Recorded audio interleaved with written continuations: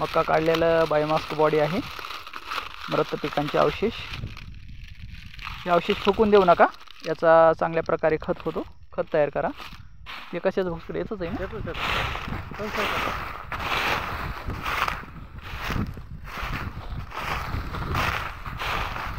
मका काढलेले कणसाचं भुसकट आहे, एक नंबर आहे, एक नंबर आहे. हे मस्त खत तयार होते. त्याला फुकून देऊ नका, हे जमा करून घ्या आणि एक खड्डा करा आणि त्या खड्ड्यामध्ये टाका मस्तपैकी. याच्यावर मग डिकम्पोजर टाका. आपलं जे तयार केलेला कल्चर आहे त्याच्यात NPK कॉन्सो आणि डिकम्पोजरचे काही बॅक्टेरिया असतात. Azotobacter rhizobium, सुडोमोनोस, Trichoderma, PSB, KMB असतो.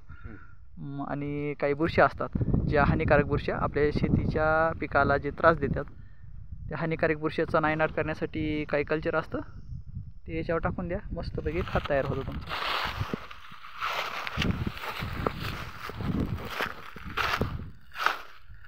46 क्विंटल झाली म्हणली का? 46 क्विंटल, 1.25 एकर राहणार. 1.25 एकर मस्त झाली.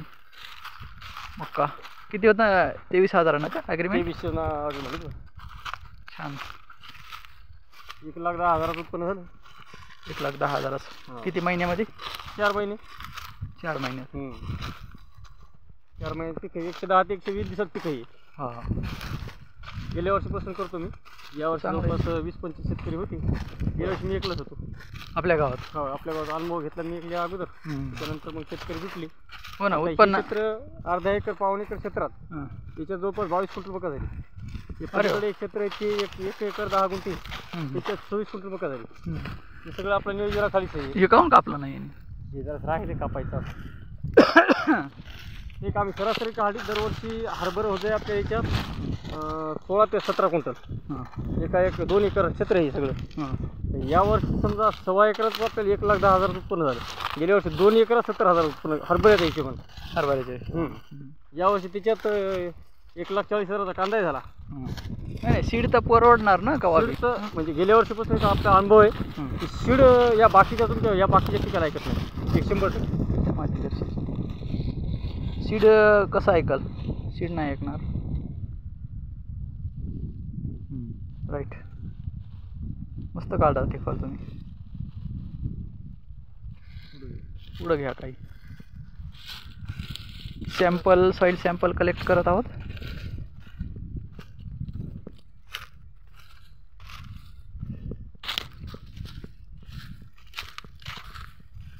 डायरेक्ट लागवडी करून विक्राय चालते.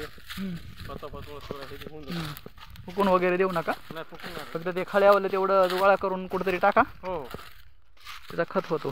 कारण कसं, एक गोष्ट लक्षात घ्या, कारण जे आपण गेल्या वर्षी मातीमध्ये टाकलंय ते कुठं आलं? पाल्यामध्ये आलं. पाल्यामधून कुठं आलं?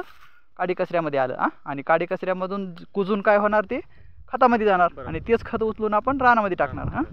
मग ज्या बाहेरून खत आपल्याला विकत आणायचं म्हणजे पैसे लागतात. मग जे खत आपले ह्या पालापाचोळ्यामध्ये आहे त्याच खताचा आपण वापर करू ना. बरोबर. म्हणजे हे पान आलं कुठून? हे पान आलं जमिनीमधून. मग हे पान जमिनीमधून आलं ना, मग परत हेच पान कुजून आपण जमिनीमध्ये टाकायचं. बरोबर. याचं काय घेतलं? फक्त आपण याचं कणीस घेतलं ना, बाकीचं तर सगळं आपल्यापाशीच आहे. पालापाचोळा याला बायोमास्क बॉडी म्हणतात, मृत पिकांचे अवशेष. हे खूप महत्त्वाचं आहे आणि खरी प्रॉपर्टी शेतकऱ्याची हीच आहे. हे शेतकऱ्याला विसर पडलाय. तुझं आहे तुझं पाशी परी, तू जागा चुकलाशी. काकत कोळसान गावाला वळसा, असं झालंय. त्याच्यामुळं थोडंसं लक्ष द्या. जे समजा आपल्या रानामध्ये आलं काय, आता हे गांजरबट्याचं बी झाड असलं तर हे आलं कुठून? मातीमधून आलं ना. मग मातीमधून आलं ना, याला कुजून परत मातीमध्येच घालायचं. याला बाहेर नाही टाकायचं. फुकून द्यायचं नाही याला. फुकून नाही द्यायचं. फुकून दिल्यावर तर संपलं ना. फुकून दिल्यावर तुमची प्रॉपर्टी तुम्ही फुकून दिली. बरोबर. हे खत आहे, ह्या खताला तुम्ही फुकून दिलं. मग खत आपण विकत आणायलो ना पैसे देऊन. मग ते तुमच्या रानातलं खत तुम्ही वापरा ना. तुम्ही त्याला काऊन फुकून द्यायला लागले? फक्त एवढंच आहे की वेळ लागतो. ह्या वर्षीचा काय पाचोळा कुजायला तुम्हाला 2-4 महिने लागतील. आणि आता जे आपण शेणखताव करायला लागलो हे महिन्यामध्ये करायला लागलो. मग याला पैसे लागायले ना. महिन्यामध्ये करायला तर आपण प्रोसेस करायला लागलो, पण याला पैसे लागायले. मग हे 2-4 महिने तुमचं खत तयार होईल नॅचरल पद्धतीनं. फक्त वेळ जरा जास्त लागेल. एक पावसाळा जाऊ द्यावा लागेल याला. 4 महिने 6 महिने गेल्यानंतर हे चांगल्या प्रकारे खत तयार होईल. आणि हेच खत तुम्ही जर रानामध्ये आणून टाकलं तर सगळं आहे ना तुमच्यापाशी. विकत आणायची काय गरज आहे? खर्च कमी व्हायला. खर्च कमी व्हायला लागला. आणि जरी समजा एखाद्या वेळेस 4 पोते तुम्ही दुसरीकडे आणून बी टाकले आणि हे बी टाकलं तर तुमचं उत्पादन वाढेल ना, कमी नाही होणार. हे महत्वाचं.